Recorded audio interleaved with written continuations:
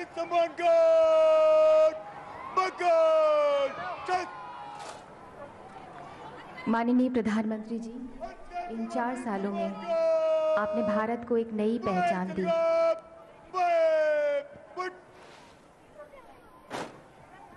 इन 4 सालों में राष्ट्रीय सलामी देने वाली राष्ट्रीय ध्वज गारद माननीय प्रधानमंत्री महोदय अभिवादन करते हुए लाल किले की प्राचीर पर कुछ ही समय के पश्चात प्रधानमंत्री महोदय राष्ट्र को संबोधित करेंगे।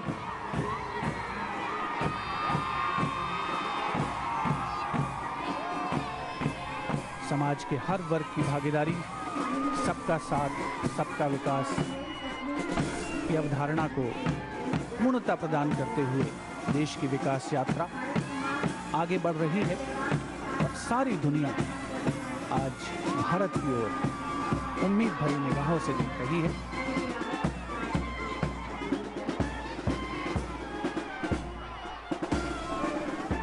A day when the nation and all its symbolic representations take center stage and the national flag flutters in many more spaces, including our hearts. The Inter-Services and Police Guard of Honor marching off to the tune of Sare Jahan Se Acha.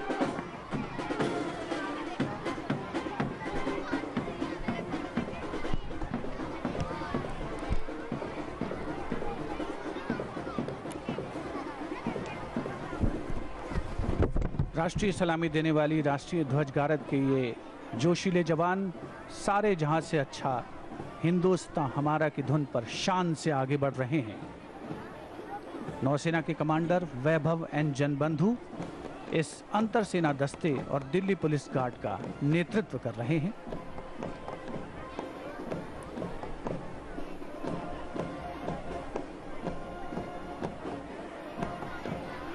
इस ध्वजारोहण गारद में नौसेना दस्ते की कमान lieutenant commander प्रशांत प्रभाकर संभाल रहे हैं। थल सेना दस्ते की कमान मेजर अश्विन शाह के हाथों में।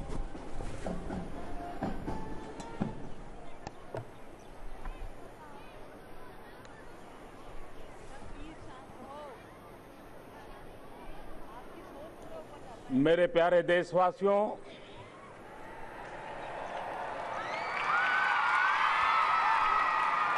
आजादी के पावन पर्व की आप सबको अनेक अनेक शुभकामनाएं।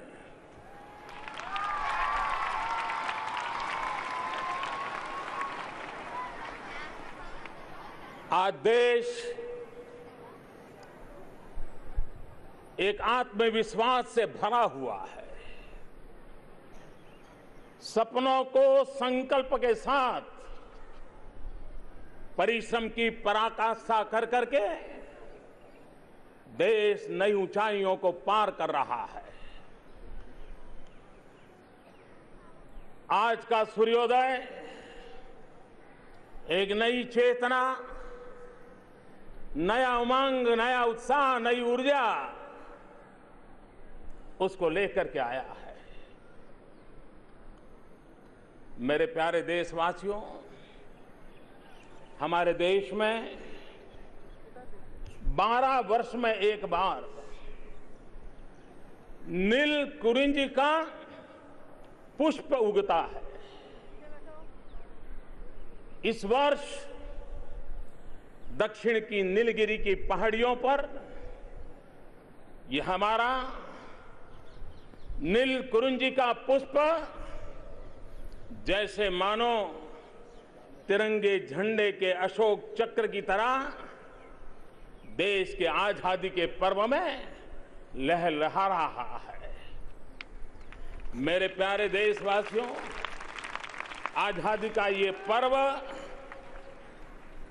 हम तब मना रहे हैं जब हमारी बेटियां उत्तराखंड, हिमाचल, मणिपुर, तेलंगाना, आंध्र प्रदेश, इन राज्यों की हमारी बेटियों ने 7 समंदर पार किया और 7 समंदर को तिरंगे रंग से रंग करके वो हमारे बीच लौट आई। मेरे प्यारे देशवासियों, हम आजादी का पर्व आज उस समय मना रहे हैं। एवरेस्ट विजय तो बहुत हुए हैं। अनेक हमारे वीरों ने, अनेक हमारी बेटियों ने एवरेस्ट पर जाकर के तिरंगा झंडा फहराया है। लेकिन इस आजादी के पर्व पर इस बात को याद करूंगा कि हमारे दूर सुदूर जंगलों में जीने वाले नन्हे मुन्ने आदिवासी बच्चों ने इस बार एवरेस्ट पर तिरंगा झंडा फहरा करके तिरंगे झंडे की शान और बढ़ा दी है। मेरे प्यारे देशवासियों, अभी अभी लोकसभा राज्यसभा के सत्र पूरे हुए और आपने देखा होगा कि सदन बहुत अच्छे ढंग से चले और एक प्रकार से संसद के ये सत्र पूरी तरह सामाजिक न्याय को समर्पित थे। दलित हो, पीड़ित हो, शोषित हो, वंचित हो, महिलाएं हो, उनके हकों की रक्षा करने के लिए हमारी संसद ने संवेदनशीलता और सजागता के साथ सामाजिक न्याय को और अधिक बलवत्तर बनाया। ओबीसी आयोग को सालों से संवैधानिक स्थान के लिए मांग उठ रही थी। इस बार संसद ने पिछड़े, अति पिछड़ों को, उस आयोग को संवैधानिक दर्जा दे करके, एक संवैधानिक व्यवस्था दे करके उनकी हकों की रक्षा करने का प्रयास किया है। हम आज उस समय आजादी का पर्व मना रहे हैं जब हमारे देश में उस खबरों ने देश में एक नई चेतना लाई है। हर भारतीय दुनिया के किसी भी कोने में क्यों न रहता हो, आज इस बात का गर्व कर रहा है कि भारत विश्व की छठी बड़ी इकोनॉमी में अपना नाम दर्ज करा दिया है। ऐसे एक सकारात्मक माहौल में, सकारात्मक घटनाओं की श्रृंखला के बीच आज हम आजादी का पर्व मना रहे हैं। देश को आजादी दिलाने के लिए पूज्य बापू के नेतृत्व में लक्षावधि लोगों ने अपना जीवन खपा दिया, जवानी जेलों में गुजार दी। कई क्रांतिकारी महापुरुषों ने फांसी के तख्त पर लटक करके देश की आजादी के फांसी के फंदों को चूम लिया। मैं आज देशवासियों की तरफ से आजादी के इन वीर सेनानियों को हृदयपूर्वक नमन करता हूं, अंतरपूर्वक प्रणाम करता हूं। जिस तिरंगे झंडे की आन बान शान हमें जीने जूझने की, मरने मिटने की प्रेरणा देता है, उस तिरंगे की शान के लिए देश के सेना के जवान अपने प्राणों की आहुति दे देते हैं। हमारे अर्धसैनिक बल जिंदगी खपा देते हैं। हमारे पुलिस बल के जवान सामान्य मानव की रक्षा के लिए दिन रात देश की सेवा में लगे रहते हैं। मैं सभी सेना के जवानों को, अर्धसैनिक बलों को, पुलिस के जवानों को उसकी महान सेवा के लिए, उनकी त्याग तपस्या के लिए, उनके पराक्रम पुरुषार्थ के लिए आज तिरंगे झंडे की साक्ष में लाल किले की प्राचीर से शत शत नमन करता हूं और उनको बहुत बहुत शुभकामनाएं देता हूं। इन दिनों देश के अलग अलग कोने से अच्छी वर्षा की खबरें आ रही हैं तो साथ साथ बाढ़ की भी खबरें आ रही हैं। अतिवृष्टि और बाढ़ के कारण जिन परिवारों को अपने स्वजन खोने पड़े हैं, जिन्हें अपने मुसीबतें झेलनी पड़ी हैं, उन सब के प्रति देश पूरी शक्ति से उनकी मदद में खड़ा है और जिन्होंने अपनों को खोया है उनके दुख में मैं सहभागी होता हूं। मेरे प्यारे देशवासियों, अगली बैसाखी हमारे जलियांवाला बाग के उस नरसंहार को 100 वर्ष हो रहे हैं। देश के सामान्य लोगों ने देश की आजादी के लिए किस प्रकार से जान की बाजी लगा दी थी और जुल्म की सीमाएं कितने लांघ चुकी थी। जलियांवाला बाग हमारे देश के उन वीरों के त्याग और बलिदान का हमें प्रेरणा का संदेश देती है। मैं उन सभी वीरों को हृदयपूर्वक, आदरपूर्वक नमन करता हूं। मेरे प्यारे देशवासियों, ये आजादी ऐसे ही नहीं मिली है।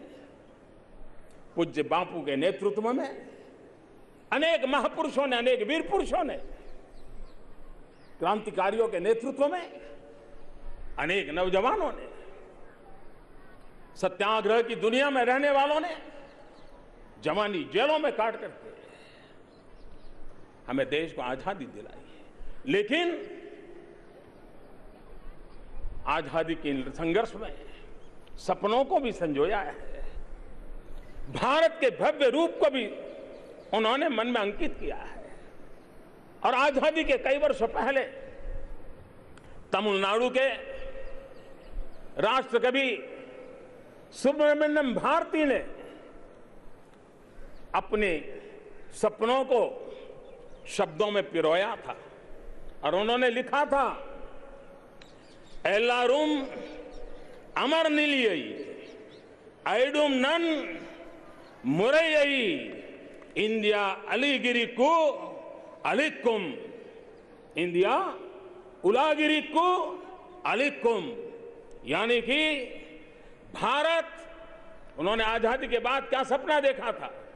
सुब्रमण्यम भारती ने कहा था, भारत पूरी दुनिया के हर तरह के बंधनों से मुक्ति पाने का रास्ता दिखाएगा। मेरे प्यारे देशवासियों, इन महापुरुषों के सपनों को पूरा करने के लिए आजादी के सेनानियों की इच्छाओं को परिपूर्ण करने के लिए, देश के कोटि कोटि जनों की आशा आकांक्षाओं को पूर्ण करने के लिए आजादी के बाद पूज्य बाबा साहब आंबेडकर जी के नेतृत्व में भारत ने एक समावेशी संविधान का निर्माण किया। यह हमारा समावेशी संविधान एक नए भारत के निर्माण का संकल्प लेकर के आया है, हमारे लिए कुछ जिम्मेवारियां लेकर के आया है, हमारे लिए सीमा रेखाएं तय कर करके आया है।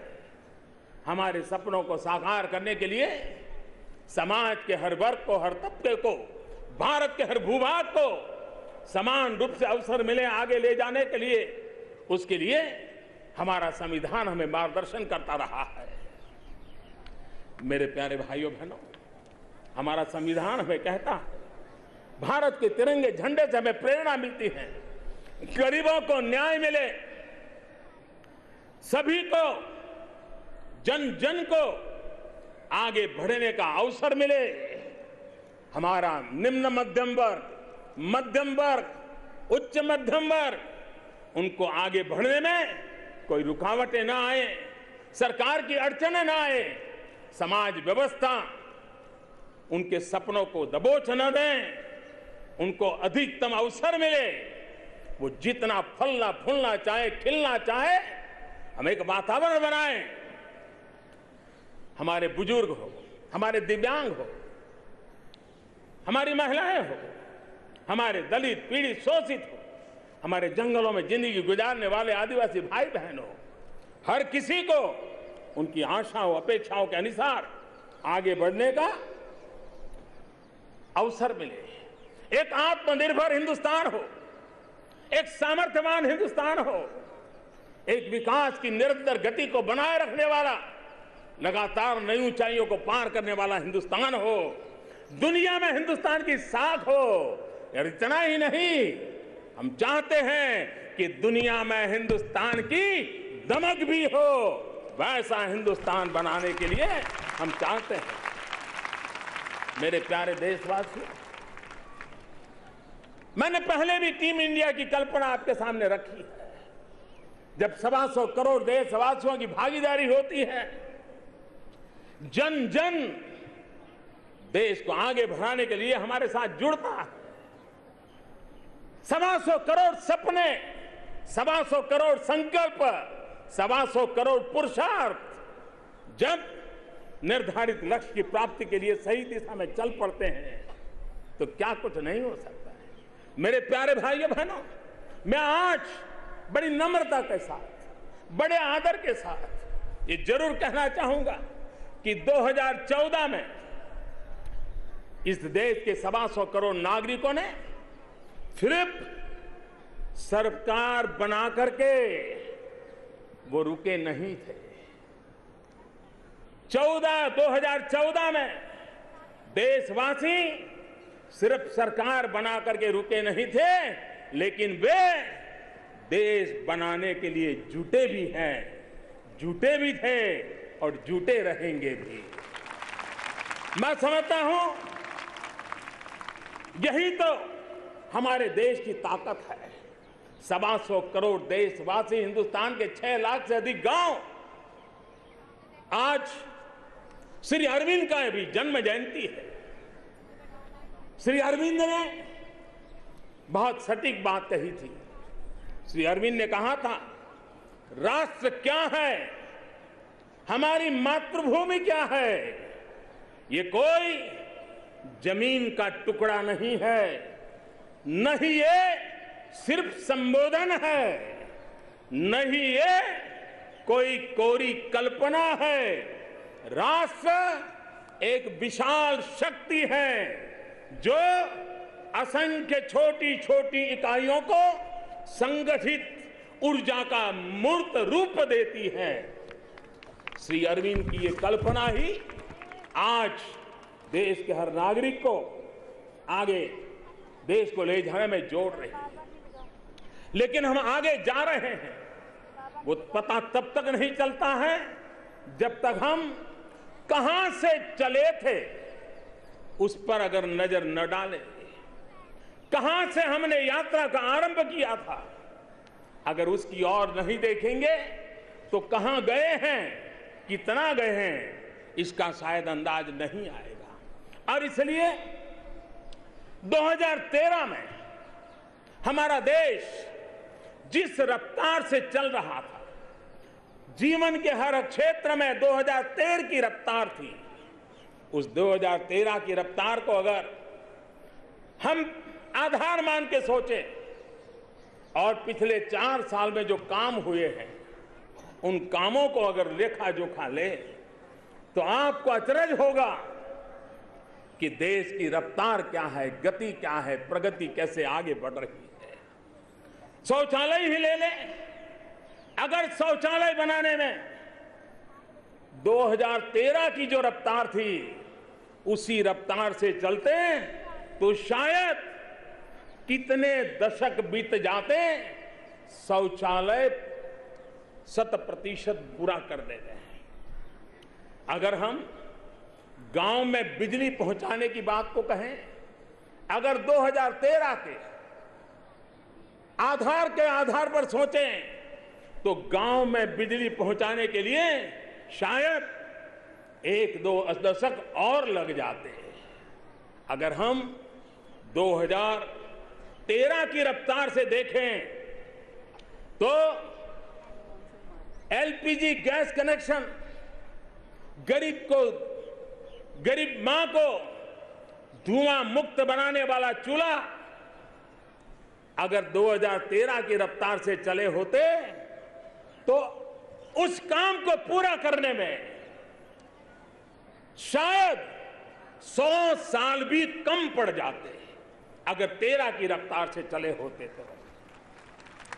अगर हम 13 की रफ्तार से ऑप्टिकल फाइबर नेटवर्क करते रहते, ऑप्टिकल फाइबर लगाने का काम करते, तो शायद पीढ़ियां निकल जाती उस गति से ऑप्टिकल फाइबर हिंदुस्तान के गांवों में पहुंचाने के लिए। ये रफ्तार, ये गति, ये प्रगति, ये लक्ष्य, इस प्राप्ति के लिए हम आगे बढ़े हैं। भाइयों बहनों, देश की अपेक्षाएं बहुत हैं, देश की आवश्यकताएं बहुत है, और उसको पूरा करना सरकार हो, समाज हो, केंद्र सरकार हो, राज्य सरकार हो, सबने मिलजुल करके प्रयास करना ये निरंतर आवश्यक होता है। और उसी का परिणाम है आज देश में कैसा बदलाव आया है। देश वही है, धरती वही है, हवाएं वही हैं, आसमान वही है, समंदर वही है, सरकारी दफ्तर वही है, फाइलें वही हैं, निर्णय प्रक्रियाएं करने वाले लोग भी वही हैं, लेकिन 4 साल देश बदलाव महसूस कर रहा है। देश एक नई चेतना, नया उमंग, नए संकल्प, नई सिद्धि, नया पुरुषार्थ, उसको आगे बढ़ रहा है। और तभी तो आज देश 2 गुनी हाईवे बना रहा है, तो देश 4 गुना गांवों में नए घर बना रहा है। देश आज रिकॉर्ड अनाज का उत्पादन कर रहा है, तो देश आज रिकॉर्ड मोबाइल फोन का मैन्युफैक्चरिंग भी कर रहा है। देश आज रिकॉर्ड ट्रैक्टरों की बिक्री हो रही है। गांव का किसान ट्रैक्टर, रिकॉर्ड ट्रैक्टर की खरीदी हो रही है, तो दूसरी तरफ देश में आज आजादी के बाद सबसे ज्यादा हवाई जहाज खरीदने का भी काम हो रहा है। देश आज स्कूलों में शौचालय बनाने के विक्रम कर रहा है, तो देश आज नए IIM, नए IIT, नए एम्स इसकी स्थापना कर रहा है। देश आज छोटे छोटे स्थानों पर नए स्किल डेवलपमेंट के मिशन को आगे बढ़ा करके नए नए सेंटर खोल रहा है, तो हमारे टायर 2, टायर 3 सिटी में स्टार्टअप की एक बाढ़ आई हुई है, बाढ़ आई हुई है। भाइयों बहनों, आज गांव गांव तक डिजिटल इंडिया, एक तरफ हम डिजिटल इंडिया को लेकर आगे बढ़ रहे हैं, तो एक संवेदनशील कर सरकार एक तरफ डिजिटल हिंदुस्तान बने इसके लिए काम कर रही है, तो दूसरी तरफ मेरे जो दिव्यांग भाई बहन हैं उनके लिए कॉमन साइन, उसकी डिक्शनरी बनाने का काम भी उतने ही लगाव के साथ आज हमारा देश कर रहा है। हमारा देश का किसान इन दिनों आधुनिकता, वैज्ञानिकता और जाने के लिए micro irrigation, drip irrigation, sprinkler, उस पर काम कर रहा है, तो दूसरी तरफ 99 पुरानी बंद पड़ी सिंचाई के बड़े बड़े प्रोजेक्ट भी चला रहा है। हमारे देश की सेना कहीं पर भी प्राकृतिक आपदा हो पहुंच जाती है। संकट से घिरे मानव को रक्षा के लिए हमारी सेना करुणा, माया, ममता के साथ पहुंच जाती है। लेकिन वही सेना जब संकल्प लेकर के चल पड़ती है, तो सर्जिकल स्ट्राइक करके दुश्मनों के दांत खट्टे करके के आ जाती है। यह हमारा देश, विकास का कैनवास कितना बड़ा है, एक भी छोड़ देखिए, दूसरा छोड़ देखिए, देश पूरे बड़े कैनवास पर आज नए उमंग और नए उत्साह के साथ आगे बढ़ रहा है। मैं गुजरात से आ रहा हूं। गुजरात में एक कहावत है, निशान चूक माफ, लेकिन नहीं माफ नीचा निशान। एम बड़े होने चाहिए, सपने बड़े होने चाहिए, उसके लिए मेहनत पड़ती है, जवाब देना पड़ता है।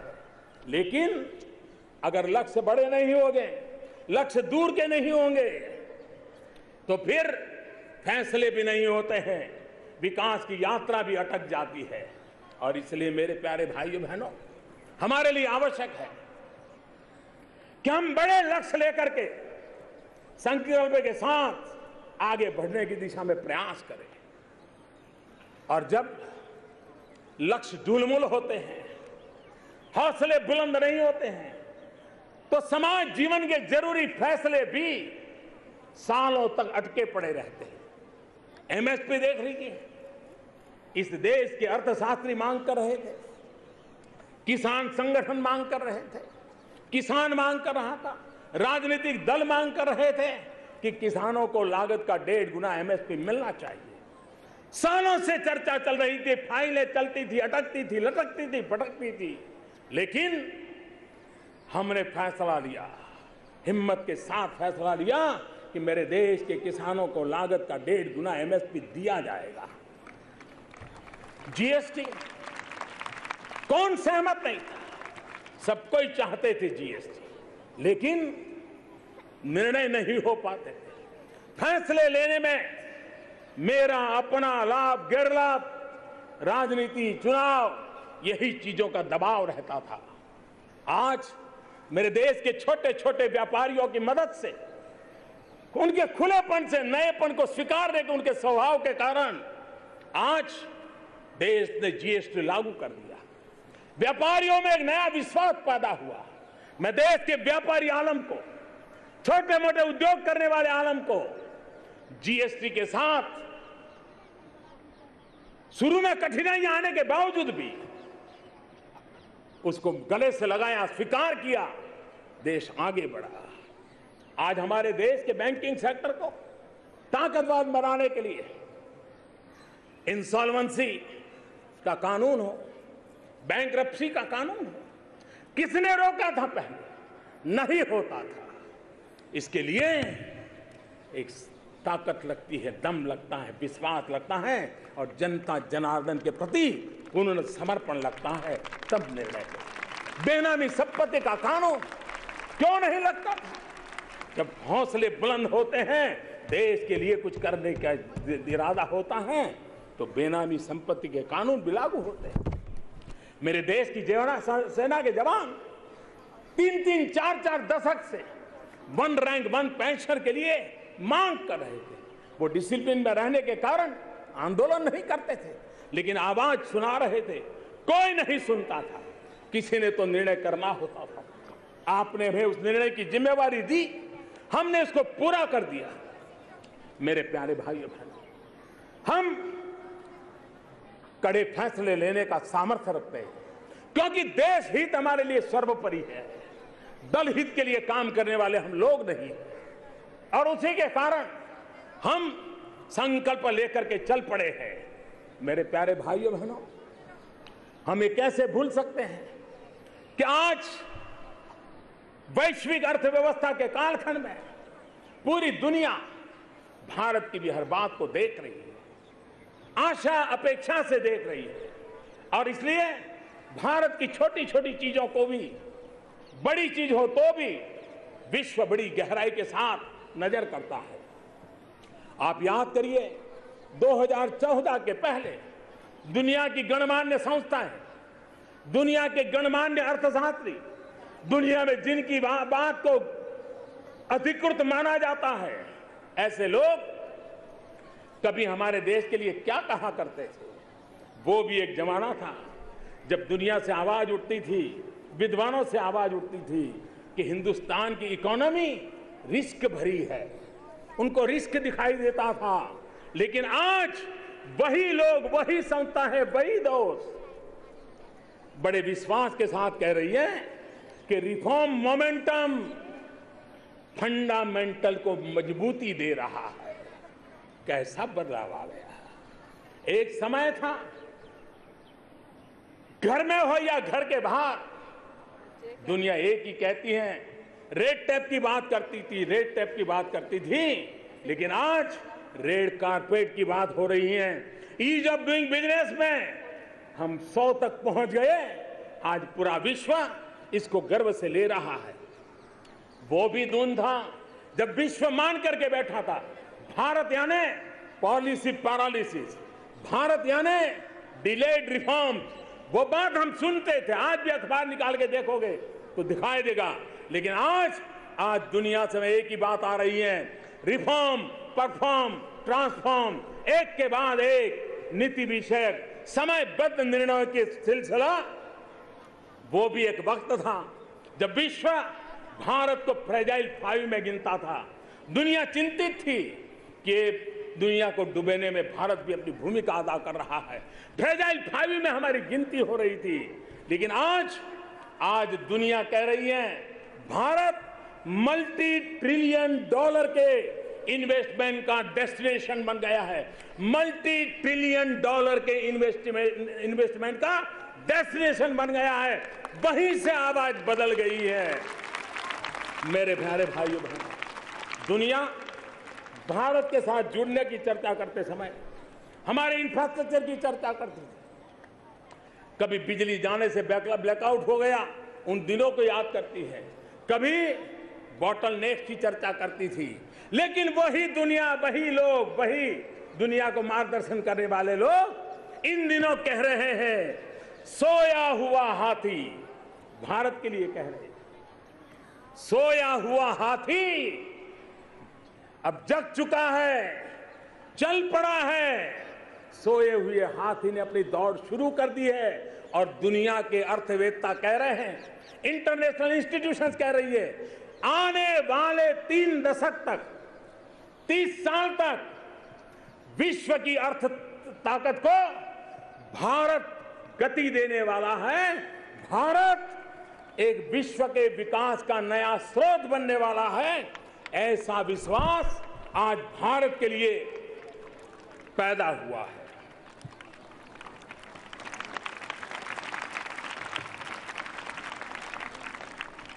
मेरे प्यारे देशवासियों, आज अंतर्राष्ट्रीय मंच पर भारत की साख बढ़ी है। नीति निर्धारित करने वाले छोटे मोटे जिन संगठनों में आज हिंदुस्तान को जगह मिली है, वहां हिंदुस्तान की बात को सुनना जा रहा है। हिंदुस्तान उसमें दिशा देने में, नेतृत्व करने में अपनी भूमिका अदा कर रहा है। दुनिया के मंचों पे हमने अपनी आवाज को बुलंद की है। मेरे प्यारे देश भाइयों, कई वर्षों से जिन संस्थाओं में हमें सदस्यता का इंतजार था, आज देश को विश्व की अनगिनत संस्थाओं में हमें स्थान मिला है। आज भारत पर्यावरण की चिंता वालों के लिए, ग्लोबल वार्मिंग के लिए परेशानी की चर्चा करने वाले लोगों के लिए भारत एक आशा का किरण बना है। आज भारत इंटरनेशनल सोलर अलायंस पूरे विश्व में उसकी अगुवाई कर रहा है। आज कोई भी हिंदुस्तानी दुनिया में कहीं पर भी पैर रखता है तो विश्व का हर देश उसका स्वागत करने के लिए लालायित होता है। उसकी आंखों में एक चेतना आ जाती है हिंदुस्तानी को देख करके। भारत के पासपोर्ट की ताकत बढ़ गई है। हर भारतीय के आत्मविश्वास ने एक नई ऊर्जा, नया उमंग लेकर के आगे बढ़ने का संकल्प पैदा किया है। मेरे प्यारे देशवासियों, विश्व में कहीं पर भी अगर मेरा हिंदुस्तानी संकट में है तो आज उसे भरोसा है कि मेरा देश मेरे पीछे खड़ा रहेगा। मेरा देश संकट के समय में मेरे साथ आ जाएगा। और इतिहास गवाह है पिछले दिनों की अनेक घटनाएं जिसके कारण हम आप देख रहे हैं। मेरे प्यारे देशवासियों, विश्व में भी भारत की तरफ देखने का नजरिया जैसे बदला है, वैसे ही हिंदुस्तान में भी जब कभी नॉर्थ ईस्ट की चर्चा होती थी तो क्या खबरें आती थी? वो खबरें जो लगता था कि अच्छा हो, ऐसी खबरें ना आए तो अच्छा हो। लेकिन आज मेरे भाइयों बहनों, नॉर्थ ईस्ट एक प्रकार से उन खबरों को लेकर के आ रहा है जो देश को भी प्रेरणा दे रहा है। आज खेल के मैदान में देखिए हमारे नॉर्थ ईस्ट की दमक नजर आ रही है।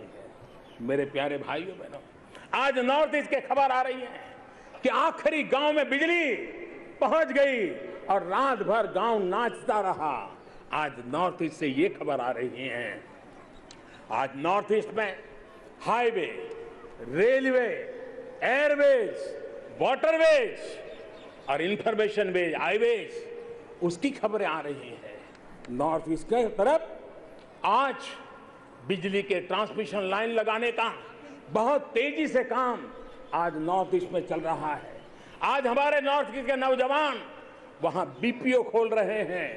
आज हमारे शिक्षा संस्थान नए बन रहे हैं।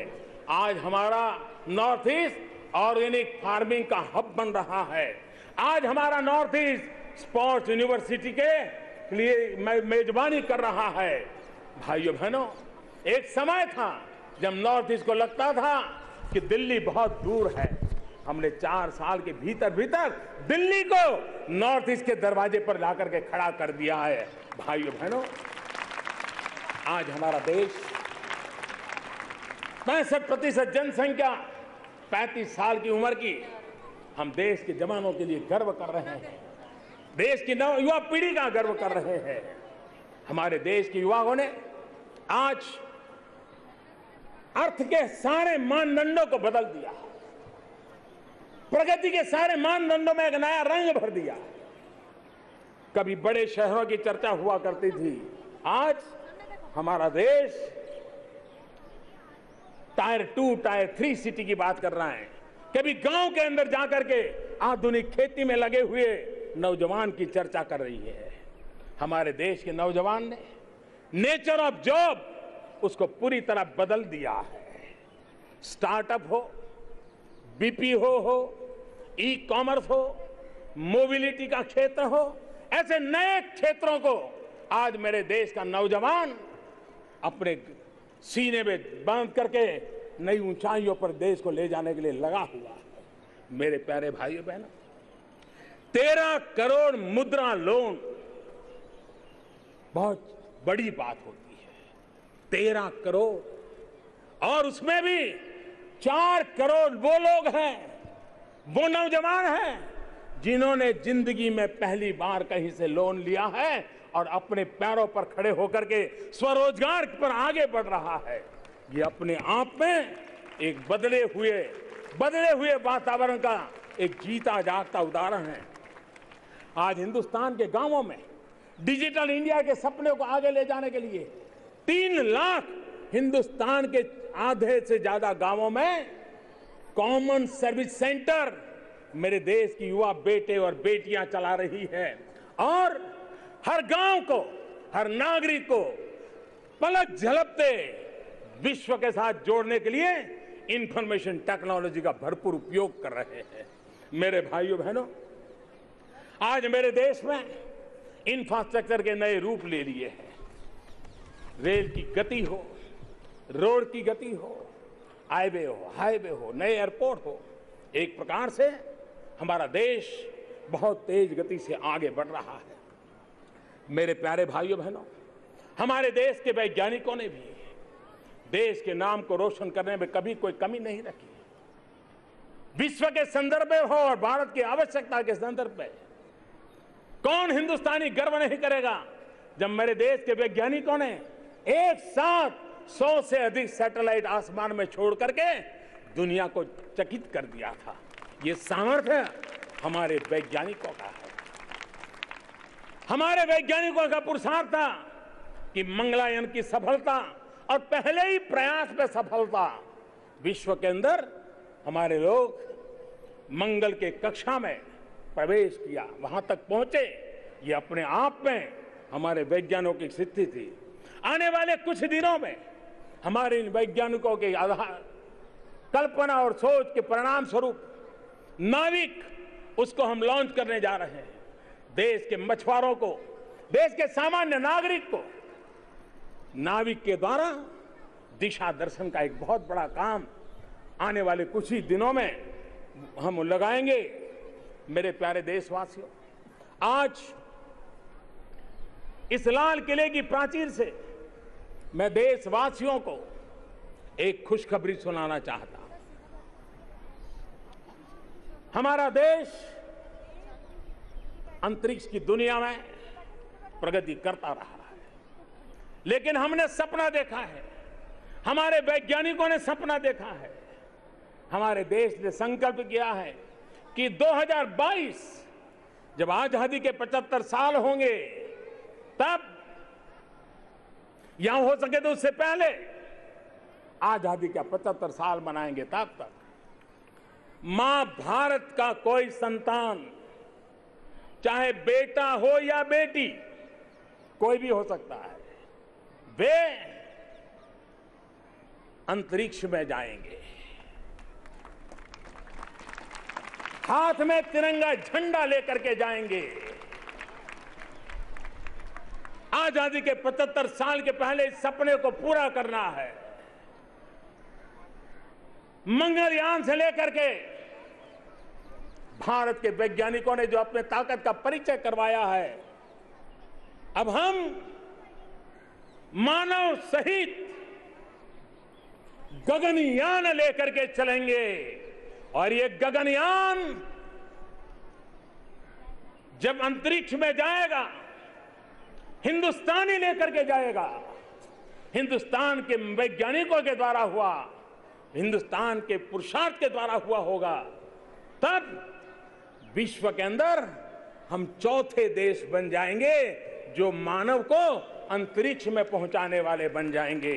भाइयों बहनों, मैं देश के वैज्ञानिकों को, देश के टेक्नीशियंस को मैं हृदय से बहुत बहुत बधाई देता हूं इस महान काम के लिए। भाइयों बहनों, हमारा देश आज अन्न के भंडार से भरा हुआ है। विक्रम अन्न उत्पादन, मैं देश के किसानों को, खेतर मजदूरों को,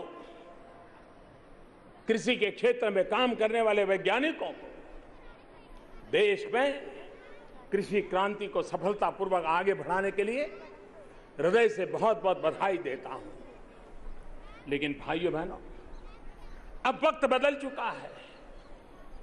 हमारे किसान को भी, हमें कृषि बाजार को भी वैश्विक चुनौतियों का सामना करना होता है, वैश्विक बाजार का सामना करना होता है।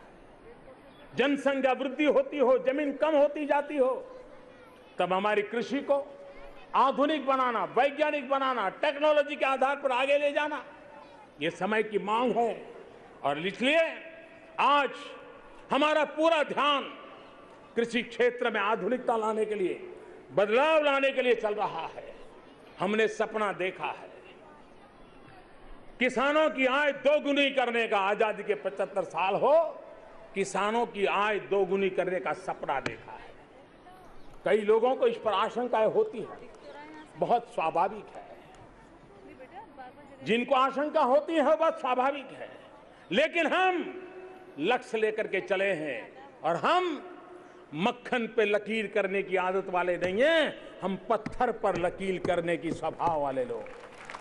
मक्खन पे लकीर तो कोई भी कर लेता है, अरे पत्थर पर लकीर करने के लिए पसीना बहाना पड़ता है, योजना बनानी पड़ती है, जी जान से जुटना पड़ता है। और इसलिए आजादी के 75 साल होंगे, तब तक देश के किसानों को साथ लेकर के, कृषि में आधुनिकता ला करके, कृषि के फलक को चौड़ा कर करके हम आज चलना चाहते हैं। बीज से लेकर के बाजा तक हम वैल्यू एडिशन करना चाहते हैं, हम आधुनिकीकरण करना चाहते हैं, और कई नई फसलें भी अब रिकॉर्ड उत्पादन करने आगे बढ़ रही है।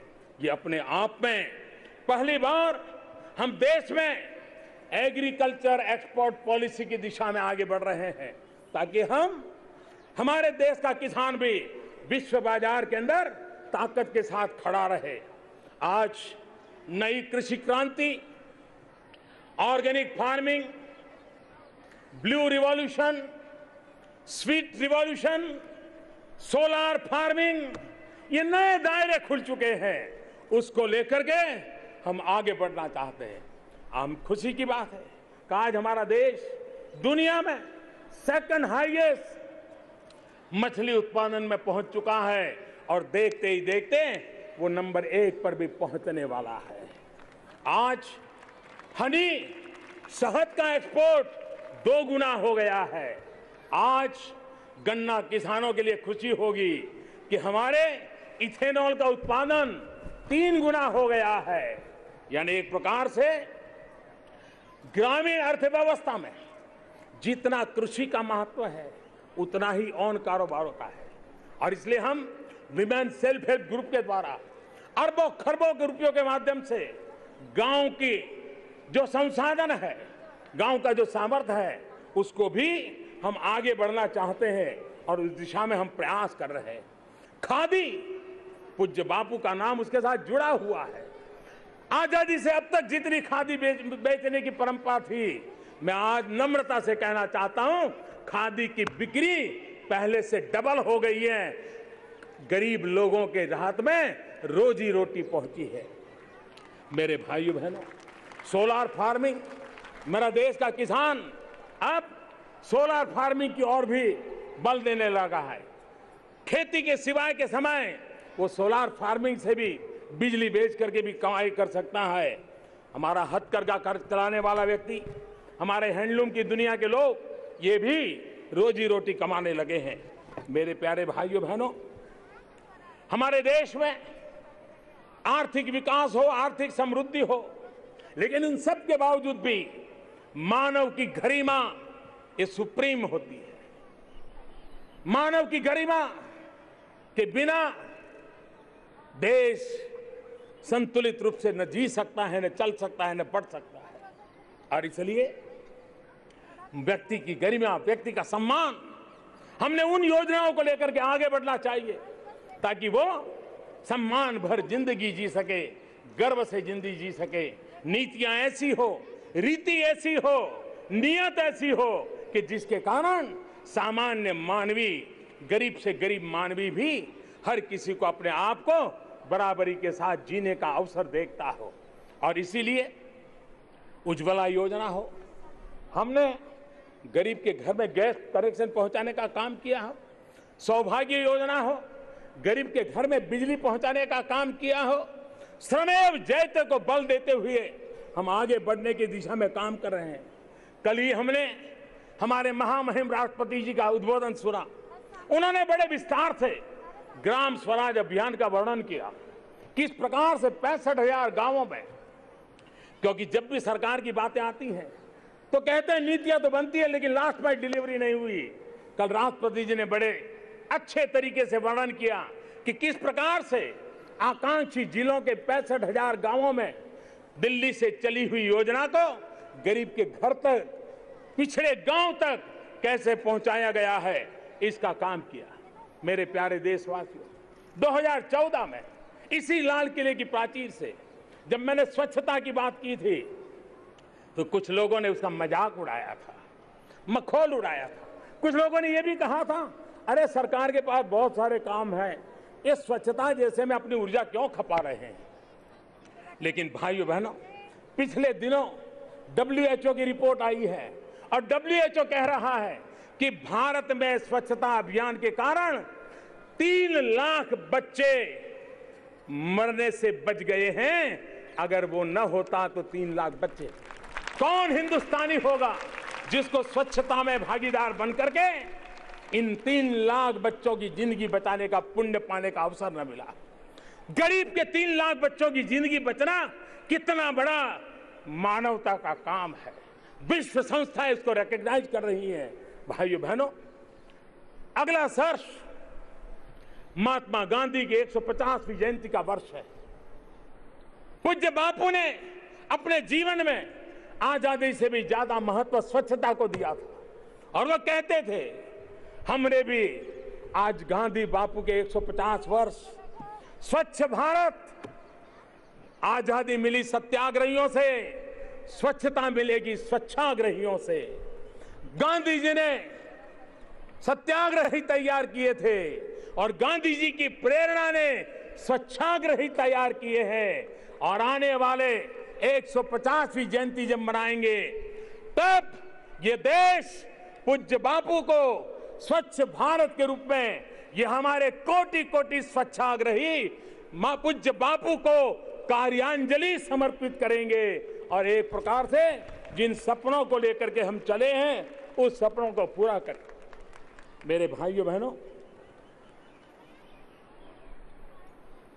ये सही है कि स्वच्छता ने 3 लाख लोगों की जिंदगी को बचाया है, लेकिन आरोग्य, कभी बीमारी, कितना ही मध्यम वर्ग का सुखी परिवार क्यों ना हो, अच्छी खासी आय रखने वाला व्यक्ति क्यों ना हो, गरीब क्यों ना हो, एक बार घर में बीमारी आ जाए तो व्यक्ति नहीं पूरा परिवार बीमार हो जाता है, कभी पीढ़ी दर पीढ़ी बीमारी के चक्र में फंस जाता है। देश के गरीब से गरीब व्यक्ति को, सामान्य जन को आरोग्य की सुविधा मिले, इसलिए गंभीर बीमारियों के लिए और बड़ी अस्पतालों में सामान्य मानवी को भी आरोग्य की सुविधा मिले, मुफ्त में मिले, और इसलिए भारत सरकार ने प्रधानमंत्री जन आरोग्य अभियान प्रारंभ करने का तय किया है। ये प्रधानमंत्री जन आरोग्य अभियान के तहत, आयुष्मान भारत योजना के तहत इस देश के 10 करोड़ परिवार, ये प्रारंभिक है, आने वाले दिनों में निम्न मध्यम वर्ग, उच्च मध्यम वर्ग, उसको भी इसका लाभ मिलने वाला है। और इसलिए 10 करोड़ परिवारों को, यानी करीब करीब 50 करोड़ नागरिक, हर परिवार को 5 लाख रुपया सालाना ये हेल्थ एश्योरेंस देने की योजना है, जो हम इस देश को देने वाले हैं।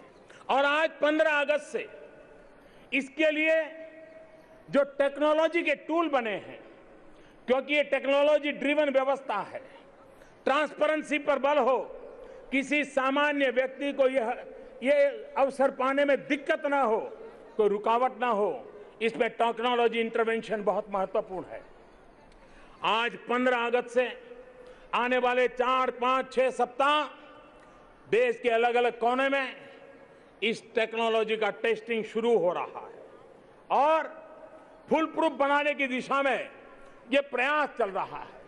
और फिर ये योजना को आगे बढ़ाने के लिए 25 सितंबर पंडित दीनदयाल उपाध्याय की जन्म जयंती पर पूरे देश में ये प्रधानमंत्री जन आरोग्य अभियान लॉन्च कर दिया जाएगा। और उसका परिणाम ये होने वाला है कि देश के गरीब व्यक्ति में अब बीमारी के संकट से जूझना नहीं पड़ेगा, उसको साहूकार से पैसा ब्याज से नहीं लेना पड़ेगा, उसका परिवार तबाह नहीं हो जाएगा। और देश में भी मध्यम वर्गीय परिवारों के लिए, नौजवानों के लिए आरोग्य के क्षेत्र में नए अवसर खुलेंगे।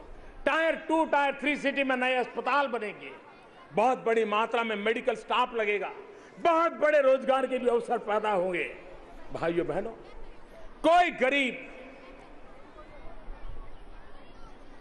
गरीबी में जीना नहीं चाहता, कोई गरीब गरीबी में मरना नहीं चाहता, कोई गरीब अपने बच्चों को विरासत में गरीबी दे करके जाना नहीं चाहता।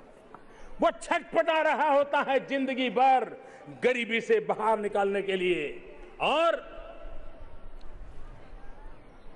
इस संकट से बाहर आने के लिए गरीब को सशक्त बनाना यही उपचार है, यही उपाय है।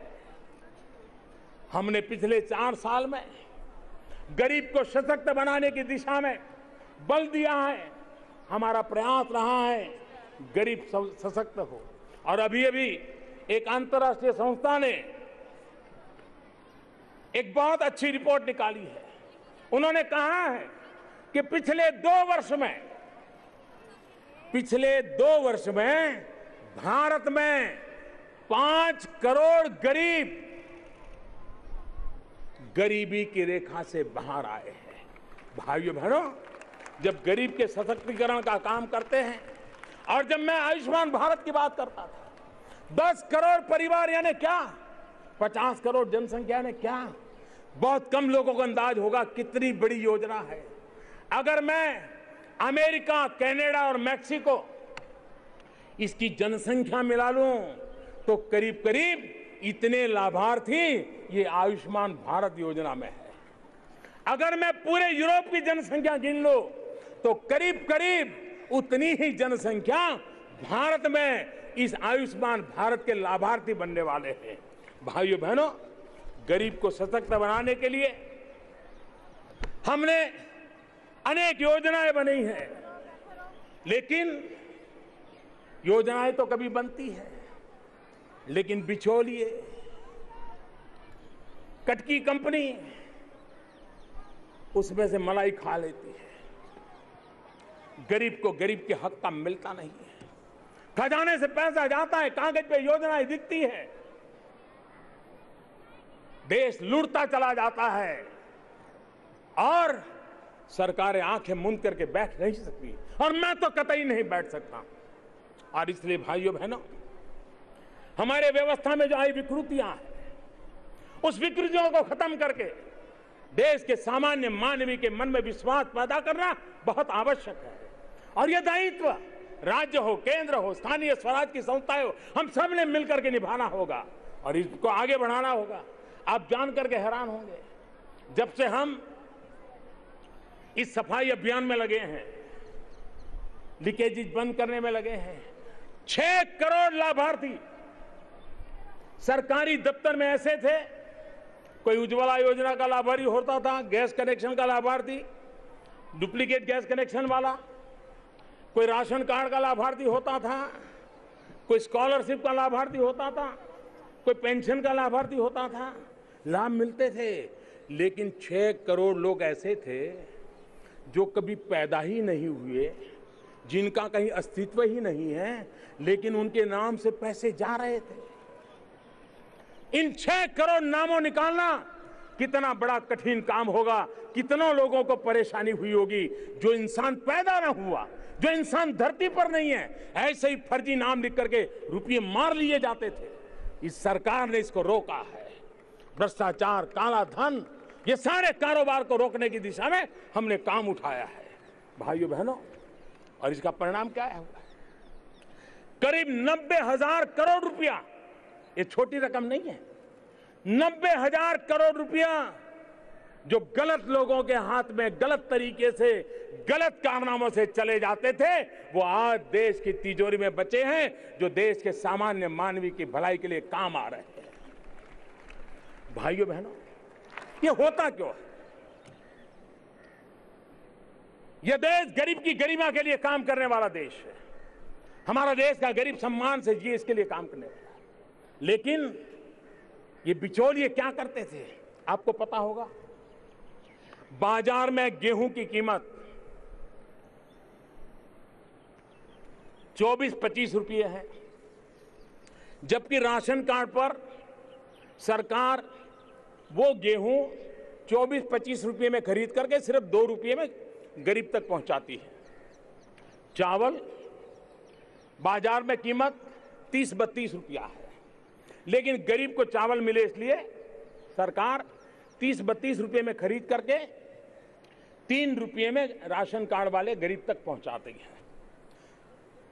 यानी कि 1 किलो गेहूं कोई चोरी कर ले गलत फर्जी नाम से, तो उसको तो 20-25 रुपये ऐसे ही मिल जाते हैं। 1 किलो चावल मार ले तो उसको 30-35 रुपये ऐसे ही मिल जाते हैं। और इसी कारण ये फर्जी नामों से कारोबार चलता था।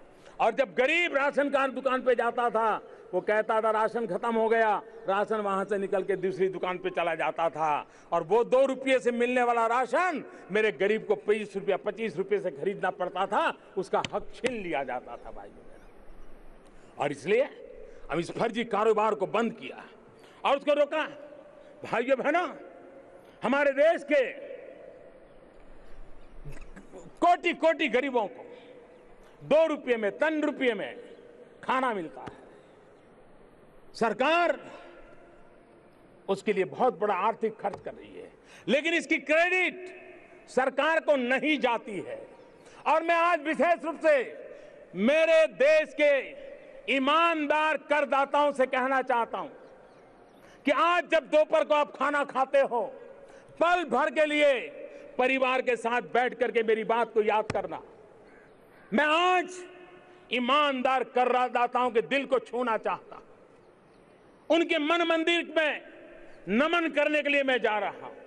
मेरे देशवासियों, जो ईमानदार करदाता है, जो टैक्स देता है, मैं आपको विश्वास दिलाता हूं कि जो ईमानदार व्यक्ति कर देता है, उन पैसों से ये योजनाएं चलती हैं। ये योजनाओं के पुण्य अगर किसी को मिलती है तो सरकार को नहीं, मेरे ईमानदार करदाताओं को मिलती है, टैक्स पेयर को मिलती है। और इसलिए जब आप खाना खाने के लिए बैठते हैं तो आप विश्वास कीजिए, आपके कर देने की ईमानदार प्रक्रिया का परिणाम है कि जब आप खाना खा रहे हैं, उसी समय 3 गरीब परिवार भी खाना खा रहे हैं, जिसका पुण्य ईमानदार करदाता को मिलता है और गरीब का पेट भरता है। दोस्तों, देश में कर न भरने की हवा बनाई जा रही है, लेकिन जब करदाता को पता चलता है कि उससे कर से, उसके टैक्स से, भले वो अपने घर में बैठा है, एयर कंडीशन कमरे में बैठा है, लेकिन उसके टैक्स से उसी समय 3 गरीब परिवार अपना पेट भर रहे हैं, इससे बड़ा जीवन का संतोष क्या सकता है? इसके उससे ज्यादा मन को पुण्य क्या हो सकता है? भाइयों बहनों, आज देश ईमानदारी का उत्सव लेकर के आगे बढ़ रहा है और ईमानदारी का उत्सव लेकर के चल रहा है। देश में 2013 तक डायरेक्ट टैक्स देने वालों की संख्या 4 करोड़ थी। यानी पिछले 70 साल की हमारी गतिविधि का परिणाम था कि देश में डायरेक्ट टैक्स देने वाले 4 करोड़ लोग थे। लेकिन भाइयों बहनों, ये 4 करोड़ से भी कम 2013 तक, और आज ये संख्या करीब करीब 2 गुना होकर के 6.25 करोड़ हो गई है। कहां 3, साढ़े 3, 4.25 करोड़ और कहां 6.25 करोड़। ये ईमानदारी का जीता जागता उदाहरण है। देश ईमानदारी की ओर चल पड़ा है, इसका उदाहरण है। इनडायरेक्ट टैक्स 70 साल में हमारे देश में जितने इनडायरेक्ट टैक्स में उद्यमी जुड़े थे, वो 70 साल में 70 लाख का आंकड़ा पहुंचा था। 70 साल में 70 लाख। लेकिन सिर्फ जीएसटी आने के बाद पिछले एक वर्ष में ये 70 लाख का आंकड़ा 1 करोड़ 16 लाख पर पहुंच गया। भाइयों बहनों, मेरा देश का हर व्यक्ति आज ईमानदारी के उत्सव में आगे आ रहा है। जो भी आगे आ रहे हैं, मैं उनको नमन करता हूं। जो आगे जाना चाहते हैं, मैं उनको विश्वास दिलाना चाहता हूं। अब देश परेशानियों से मुक्त, गौरवपूर्ण करदाता का जीवन बनाने के लिए प्रतिबद्ध है। मैं करदाताओं को विश्वास दिलाना चाहता हूं। आप देश को बनाने में योगदान दे रहे हैं। आपकी परेशानियां ये हमारी परेशानियां हैं। हम आपके साथ खड़े हैं, क्योंकि आपके योगदान से हमें देश को आगे बढ़ाना है। और इसलिए भाइयों बहनों, हम काला धन, भ्रष्टाचार को माफ नहीं करेंगे। कितनी आफतें क्यों ना आए, इस मार्ग को मैं छोड़ने वाला नहीं हूं मेरे देशवासियों। क्योंकि देश को दिमक की तरह इन्हीं बीमारियों ने तबाह करके रखा हुआ है। और इसलिए आपने देखा होगा, अब दिल्ली के गलियारों में पावर ब्रोकर नजर नहीं आते हैं। अगर दिल्ली में कहीं गूंज सुनाई देती है तो पुअर की गूंज सुनाई देती है। भाइयों बहनों, ये वक्त बदल चुका है। हमने देश में कुछ लोग अपने घरों में बैठ के कहते थे, अरे सरकार की वो नीति बदल दूंगा, डिकना कर दूंगा, फलाना कर दूंगा। उनके सारी दुकानें बंद हो गई है, दरवाजे बंद हो गए हैं। भाइयों बहनों, भाई भतीजेवाद को हमने खत्म कर दिया है। मेरे पराये के परंपराओं को हमने खत्म कर दिया है। रिश्वत लेने वालों पर कार्रवाई बड़ी कठोर हो रही है। लगभग 3 लाख, यह आंकड़ा छोटा नहीं है, 3 लाख संदिग्ध कंपनियों पर ताले लग चुके हैं, उनके डायरेक्टरों पर पाबंदियां लगा दी गई हैं भाइयों बहनों। और आज हमने प्रक्रियाओं को ट्रांसपेरेंट बनाने के लिए ऑनलाइन प्रक्रियाएं चालू की है। हमने आईटी टेक्नोलॉजी का उपयोग किया है और उसका परिणाम है कि आज पर्यावरण, एक समय था पर्यावरण की मंजूरी यानी करप्शन के पहाड़ चढ़ते जाना तब जाकर के मिलती थी। भाइयों बहनों, हमने उसको ट्रांसपेरेंट कर दिया है, ऑनलाइन कर दिया है, कोई भी व्यक्ति उसको देख सकता है और भारत के संसाधनों का सही उपयोग हो, इस पर हम काम कर सकते हैं।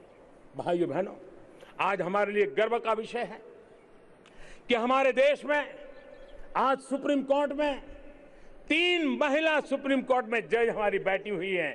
कोई भी भारत की नारी गौरव कर सकती है कि भारत की सुप्रीम कोर्ट में आज 3 महिला माननीय न्यायाधीश आज हमारे देश को न्याय दे रही हैं। भाइयों बहनों, मुझे गर्व है आजादी के बाद ये पहली कैबिनेट है जिसमें सर्वाधिक महिलाओं को स्थान मिला है।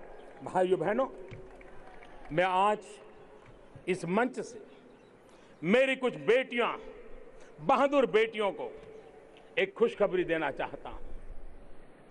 भारतीय सशस्त्र सेना में शॉर्ट सर्विस कमीशन के माध्यम से नियुक्त महिला अधिकारियों को, शॉर्ट सर्विस कमीशन के माध्यम से महिला अधिकारियों को पुरुष समकक्ष अधिकारियों की तरह पारदर्शी चयन प्रक्रिया द्वारा स्थायी कमीशन का मैं आज घोषणा करता हूं। जो हमारी लाखों बेटियां आज यूनिफॉर्म की जिंदगी जी रही है, देश के लिए कुछ करना चाहती है, उनके लिए आज मैं ये तोहफा दे रहा हूं, लाल किले की प्राचीर से दे रहा हूं। देश की महिलाएं नए और शक्तिशाली भारत के निर्माण में कंधे से कंधा मिलाकर के चल रही है। हमारी मां बहनों का गौरव, उनका योगदान, उनका सामर्थ्य आज देश अनुभव कर रहा है। खेत से लेकर खेल के मैदान तक हमारी महिलाएं हिंदुस्तान का तिरंगा झंडा ऊंचा कर रही है। सरपंच से लेकर के संसद तक हमारे देश की महिलाएं देश के विकास के लिए अपना योगदान दे रही है। स्कूल से लेकर के सेना तक हमारे देश की महिलाएं आज कंधे से कंधा मिला करके आगे बढ़ रही है। लेकिन जब इतनी बड़ी मात्रा में हमारी महिलाएं अपने पराक्रम से आगे बढ़ रही हो तो कभी कभी विकृतियां भी हम देख रहे हैं और महिला शक्ति को चुनौती देने वाली राक्षसी शक्तियां भी कभी कभी उभर करके आ जाती है। बलात्कार पीड़ादायक है, लेकिन बलात्कार की शिकार उस बेटी को जितनी पीड़ा होती है उससे लाखों गुना पीड़ा हमें, देशवासियों को, देश को, जनता को, हर एक को लाखों गुना पीड़ा होनी चाहिए। भाइयों बहनों, ये राक्षसी मनोवृत्ति, उससे समाज को मुक्त कराना होगा, देश को मुक्त कराना होगा। कानून अपना काम कर रहा है। पिछले दिनों मध्य प्रदेश में 5 दिन के अंदर कटनी में बलात्कारियों के केस 5 दिन चला और 5 दिन में फांसी की सजा सुनाई दी गई। उसी प्रकार से राजस्थान में भी कुछ ही दिनों में बलात्कारियों के केस चले और उनको फांसी की सजा सुना दी गई। आज ये फांसी की खबरें जितनी ज्यादा प्रचारित होगी, इन राक्षसी मनोवृत्ति के लोगों में भय पैदा होगा। हमें इन खबरों को प्रचारित करना चाहिए। अब फांसी पे लटकना तय हो रहा है, ये अब लोगों को पता चलना चाहिए और राक्षसी वृत्ति की मानसिकता वालों को भय होना चाहिए। हमें इस मानसिकता पर प्रहार करने की आवश्यकता है, इस सोच पर प्रहार करने की आवश्यकता है, इस विकृति पर प्रहार करने की आवश्यकता है। और भाइयों बहनों, यही सोच, यही विकृति अक्षम्य अपराधों को जन्म देती है और उससे हमारे लिए सुप्रीम है रूल ऑफ लॉ। उसमें कोई कॉम्प्रोमाइज नहीं हो सकता है। किसी को भी कानून हाथ में लेने का हक नहीं दिया जा सकता है। और परिवार में भी, स्कूलों में, कॉलेज में, प्रचार माध्यमों में हमारे बच्चों की, हमारी नई पीढ़ी फूल जैसे नादान बच्चों की परवरिश ऐसे हो ताकि उसके रगों में संस्कार हो महिलाओं का गौरव करने का, उसके दिल दिमाग में भरा हो कि महिलाओं का सम्मान ये जीवन जीने का सही तरीका होता है। नारी का गौरव ये जीने का सही रास्ता हो सकता है। ये हमें परिवारों में भी ये संस्कार देने होंगे। भाइयों बहनों, मेरी मुस्लिम महिलाएं बहनें, उनको मैं आज लाल किले से विश्वास दिलाना चाहता हूं। 3 तलाक की कुरीति ने हमारे देश की मुस्लिम बेटियों की जिंदगी को तबाह करके रखा हुआ है। और जिनको तलाक नहीं मिला है वो भी इस दबाव में गुजारा कर रही है। इस सत्र में भी हमने पार्लियामेंट में कानून ला करके हमारी इन महिलाओं को कुरीतियों से मुक्ति दिलाने का बीड़ा उठाया था। लेकिन अभी भी कुछ लोग हैं जो इसे पारित नहीं होने देते हैं। लेकिन मैं मेरे देश की इन पीड़ित माताओं बहनों को, मेरी मुस्लिम बेटियों को मैं विश्वास दिलाता हूं कि मैं उनके न्याय के लिए, उनके हक के लिए करने में कुछ भी कमी नहीं रखूंगा और मैं आपकी आशा आकांक्षाओं को पूर्ण करके रहूंगा। मेरे प्यारे देशवासियों, सेना हो, अर्धसैनिक हो, अर्धसैनिक बल हो, हमारे पुलिस बल हो, हमारी खुफिया एजेंसी हो, इनकी एकजुटता ने देश में आंतरिक सुरक्षा को एक बहुत बड़ी ताकत दी है। एक आंतरिक सुरक्षा का एहसास पैदा किया है। एक शांति के वातावरण को उनके इस त्याग, तपस्या और कठोर परिश्रम के कारण एक नया विश्वास पैदा हुआ है। भाइयों बहनों, आए दिन नॉर्थ ईस्ट में हिंसक घटनाओं की खबरें आती थी, अलगाववाद की खबरें आती थी, बम, बंदूक, पिस्तौल की घटनाएं सुनाई देती थी। लेकिन आज एक arm forces special power act जो 3-3, 4-4 दशक से लगा हुआ था, आज मुझे खुशी है कि हमारे सुरक्षा बलों के प्रयासों के कारण, राज्य सरकारों की सक्रियता के कारण, केंद्र और राज्य की विकास की योजनाओं के कारण जन सामान्य को जोड़ने के प्रयासों का परिणाम है कि आज कई वर्षों के बाद त्रिपुरा और मेघालय, 2 राज्य पूरी तरह arm forces special power act से मुक्त हो गए हैं। अरुणाचल प्रदेश के भी कई जिले इससे मुक्त हो गए हैं। इन्हें गिने जिलों में अब ये स्थिति बची। लेफ्ट विंग एक्सट्रीमिज्म, माओवाद देश को रक्त से रंजित कर रहा है। आए दिन हिंसा की वारदातें करना, भाग जाना, जंगलों में छिप जाना।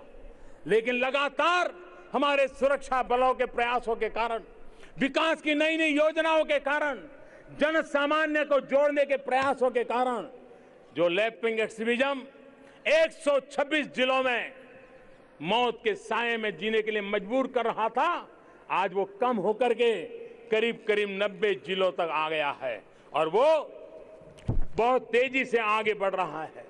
भाइयों बहनों, जम्मू और कश्मीर, अटल बिहारी वाजपेयी जी ने हमें रास्ता दिखाया है और वही रास्ता सही है। उसी रास्ते पर हम चलना चाहते हैं। वाजपेयी जी ने कहा था, इंसानियत, जमहूरियत और कश्मीरियत, इन 3 मूल्य मुद्दों को लेकर के हम कश्मीर के विकास के लिए, चाहे लद्दाख हो, चाहे जम्मू हो या श्रीनगर वैली हो, संतुलित विकास हो, समान विकास हो, वहां के सामान्य मानवीय की आकांक्षाओं को पूर्ण हो, इंफ्रास्ट्रक्चर को बल मिले और साथ साथ जन जन को गले लगा करके चले। इसी भाव के साथ हम आगे बढ़ना चाहते। हम गोली और गाली के रास्ते पर नहीं, गले लगा करके मेरे कश्मीर के देशभक्ति से जीने वाले लोगों के साथ आगे बढ़ना चाहते हैं। भाइयों बहनों, सिंचाई की परियोजनाएं आगे बढ़ रही हैं। आईआईटी, आईआईएम, एम्स, उसका निर्माण कार्य तेजी से चल रहा है। डल झील के पुनर्निर्माण का, पुनरुद्धार का काम भी और हम चला रहे हैं। और सबसे बड़ी बात है, आने वाले दिनों में जम्मू कश्मीर के गांव का हर इंसान मुझे 1 साल से आकर के मांग कर रहे थे। वहां के पंच मुझे सैकड़ों की तादाद में आकर के मिलते थे और वो मांग कर रहे थे कि जम्मू कश्मीर में हमें पंचायतों के, स्थानीय निकायों के चुनाव दीजिए। किसी न किसी कारण से वो रुका हुआ था। मुझे खुशी है कि आने वाले कुछ ही महीनों में जम्मू कश्मीर में गांव के लोगों को अपना हक जताने का अवसर मिलेगा, अपना स्वयं व्यवस्था खड़ी करने का अवसर मिलेगा। और अब तो भारत सरकार से इतनी बड़ी मात्रा में पैसे सीधे गांव के पास जाते हैं, तो गांव को आगे बढ़ाने के लिए वहां के चुने हुए पंच के पास ताकत आएगी। और इसलिए बहुत निकट भविष्य में पंचायतों के चुनाव हो, स्थानीय नगर निकायों के चुनाव हो, उसकी दिशा में हम आगे बढ़ रहे हैं। भाइयों बहनों, हमें देश को नई ऊंचाइयों पर ले जाना है। जन सामान्य, और हमारा मंत्र रहा है सबका साथ सबका विकास। कोई भेदभाव नहीं, कोई मेरा तेरा नहीं, कोई अपना पराया नहीं, कोई भाई भतीजावाद नहीं, सबका साथ यानी सबका साथ। और इसलिए हम ऐसे लक्ष्य तय करके चलते हैं। और मैं आज फिर एक बार इस तिरंगे झंडे के नीचे खड़े रह करके लाल किले की प्राचीर से कोटि कोटि देशवासियों को उन संकल्पों को दोहराना चाहता हूं, संकल्पों का उद्घोष करना चाहता हूं, जिसके लिए हम अपने आप को खपा देने के लिए तैयार हैं। हर भारतीय के पास अपना घर हो, हाउसिंग फॉर ऑल। हर घर के पास बिजली कनेक्शन हो, पावर फॉर ऑल। हर भारतीय को धुएं से मुक्ति मिले रसोई में, और इसलिए कुकिंग फॉर ऑल। हर भारतीय को जरूरत के मुताबिक जल मिले, और इसलिए वाटर फॉर ऑल। हर भारतीय को शौचालय मिले, और इसलिए सैनिटेशन फॉर ऑल। हर भारतीय को कुशलता मिले, और इसलिए स्किल फॉर ऑल। हर भारतीय को अच्छी और सस्ती स्वास्थ्य सेवाएं मिले, इसलिए हेल्थ फॉर ऑल। हर भारतीय को सुरक्षा मिले, इसलिए सुरक्षा का बीमा, सुरक्षा कवच मिले, और इसलिए इंश्योरेंस फॉर ऑल। हर भारतीय को इंटरनेट की सेवा मिले, और इसलिए कनेक्टिविटी फॉर ऑल। इस मंत्र को लेकर के हम देश को आगे बढ़ाना चाहते हैं। मेरे प्यारे बहनों, लोग मेरे लिए भी बातें करते हैं, लेकिन जो कुछ भी कहा जाता हो, लेकिन मैं आज सार्वजनिक रूप से स्वीकार कुछ चीजें करना चाहता हूं। मैं बेसब्र हूं, क्योंकि कई देश हमसे आगे निकल चुके हैं। मैं बेसब्र हूं मेरे देश को उन सारे देशों से भी आगे ले जाने के लिए। मैं बेसब्र हूं, मैं बेचैन हूं। मेरे प्यारे देशवासियों, मैं बेसब्र भी हूं, मैं बेचैन भी हूं। मैं बेचैन हूं हमारे देश के बच्चों के विकास में कुपोषण एक बहुत बड़ी रुकावट बना हुआ है, एक बहुत बड़ा बॉटलनेक बना हुआ है। मुझे मेरे देश को कुपोषण से मुक्त कराना है, इसलिए मैं बेचैन। मेरे देशवासियों, मैं व्याकुल हूं ताकि गरीब तक समुचित हेल्थ कवर प्राप्त हो, इसके लिए मैं बेचैन हूं, ताकि मेरे देश का सामान्य व्यक्ति भी बीमारी से लड़ सके, भिड़ सके। भाइयों बहनों, मैं व्याकुल भी हूं, मैं व्यग्र भी हूं। मैं व्यग्र हूं ताकि अपने नागरिक को quality of life, ease of living, उसका अवसर प्रदान हो, उसमें भी सुधार आए।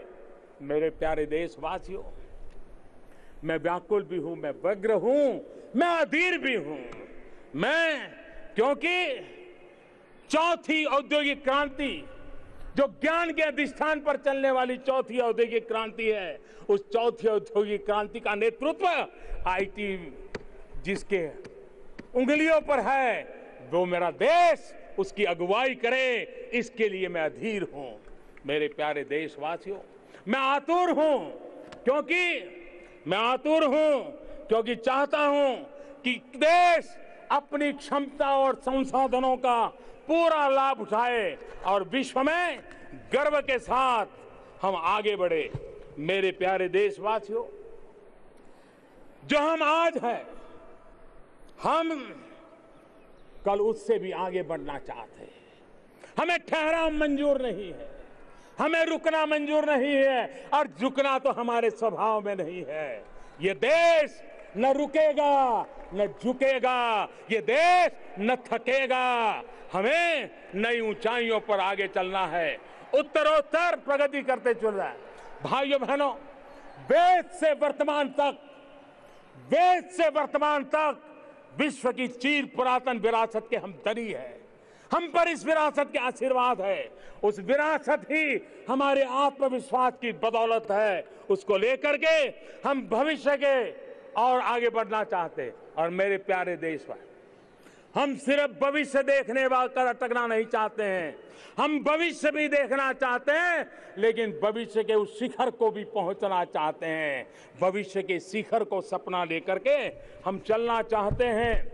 और इसलिए मेरे प्यारे देशवासियों, मैं आपको एक नई आशा, नया उमंग, नया विश्वास, देश उसी से चलता है, देश उसी से बदलता है।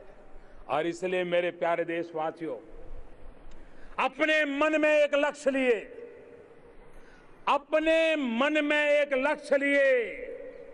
मंजिल अपनी प्रत्यक्ष लिए, अपने मन में एक लक्ष्य लिए, मंजिल अपनी प्रत्यक्ष लिए। हम तोड़ रहे हैं जंजीरें, हम तोड़ रहे हैं जंजीरें, हम बदल रहे हैं तस्वीरें। हम तोड़ रहे हैं जंजीरें, हम बदल रहे हैं तस्वीरें। ये नवयुग है, ये नवयुग है, ये नव भारत है, ये नवयुग है, ये नव भारत है। खुद लिखेंगे अपनी तकदीर। हम बदल रहे हैं तस्वीर, खुद लिखेंगे अपनी तकदीर। ये नवयुग है, नव भारत है। हम निकल पड़े हैं प्रण करके, हम निकल पड़े हैं प्रण करके, अपना तन मन अर्पण करके, अपना तन मन अर्पण करके। जिद है, एक सूर्य उगाना है, जिद है, एक सूर्य उगाना है, अंबर से ऊंचा जाना है, अंबर से ऊंचा जाना है। एक भारत नया बनाना है, एक भारत नया बनाना है। मेरे प्यारे देशवासियों, फिर एक बार आजादी के पावन पर्व पर आपको अनेक अनेक शुभकामनाएं देते हुए, आइए जय हिंद के मंत्र के साथ उच्च स्वर से मेरे साथ बोलेंगे, जय हिंद, जय हिंद, जय हिंद। भारत माता की, भारत माता की, भारत माता की। वंदे वंदे वंदे वंदे वंदे वंदे वंदे वंदे मातरम।